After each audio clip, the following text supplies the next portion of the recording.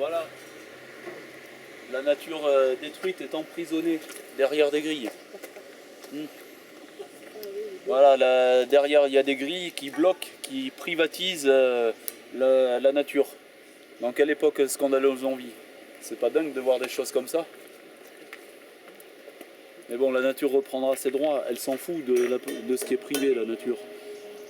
La nature, elle ne reconnaît pas les titres de propriété privée des humains. Elle reprendra ses droits, ça, elle sera plus forte que l'humain. Ça, c'est une certitude. Si l'humain il continue à scier la branche sur laquelle il est assise, ben, tout simplement il n'aura plus de quoi vivre, ou alors il comprendra qu'il faut s'adapter, et c'est la nature, quoi qu'il se passe, dans une solution ou une autre, qui, dans un cas ou un autre, qui reprendra donc ses droits, forcément. Ah oui. Rappelons que à chaque fois qu'il y a eu des extinctions de masse de la vie pour des raisons ou d'autres, ben c'est toujours, contrairement à ce qu'on peut croire, les êtres vivants entre guillemets les plus faibles qui ont repris le dessus. Pierre Rabhi a écrit un livre, La raison du plus faible. Ah ouais, c'est clair. Parce que ah ouais, ben c'est intéressant de le dire. Parce que non, le gros caillou qui est tombé sur la terre des dinosaures, il y avait le tyrannosaure, il y avait toutes les grosses bébêtes qui dominaient la terre. Et en fait, quand il y a eu la pénurie due à la grosse météorite, l'astéroïde qui est tombée sur la Terre, et quelques éruptions volcaniques en plus, et ben, les grosses bêtes, les rois du monde, en fait, ils n'avaient plus rien à bouffer. En fait, et les petits rongeurs tout petits, là, tout mimi, qui se faisaient piétiner et bouffer. De l'oiseau qui a arrêté le feu. Voilà, ça ressemble.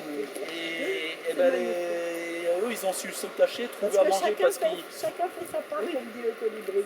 Moi, je mets une goutte d'eau sur le feu pour l'éteindre, mais chacun fait sa part. Voilà. Si chacun fait sa part, demain, oui, on peut tout changer. Il y a ça aussi, c'est vrai. C'est vrai que réfléchir ensemble. Il y a une légende amérindienne racontée par un paysan écrivain d'origine saharienne, monsieur Pierre Rabhi, qu'on salue, parce que c'est vraiment un grand monsieur.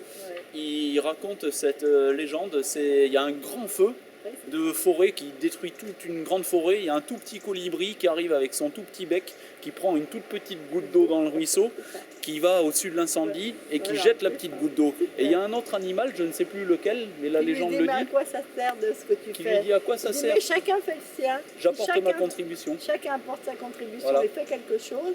On pourra changer les choses et on pourra les améliorer. Voilà, ça, je crois que c'est le but. Donc, de notre engagement. On peut dire que nous, on est des gouttes d'eau, mais toutes les gouttes d'eau réunies, on forme un océan. Voilà, la Terre est dirigée par 1% de la population, les oligarques qui ont ça.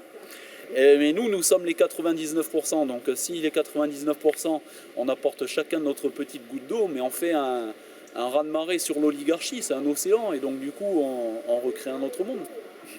Voilà, et comme je disais, il y a la raison du plus faible, c'est en période de pénurie, et là la pénurie a malheureusement bien commencé, mais dans la période de pénurie, c'est pas les gros gourmands qui vont s'en sortir le mieux, c'est ceux qui savent être sobres, agir dans la décroissance, qui se contenteront du strict nécessaire, qui sauront s'adapter, qui arriveront à emboîter le pas pour le monde de demain. Voilà. On va y arriver.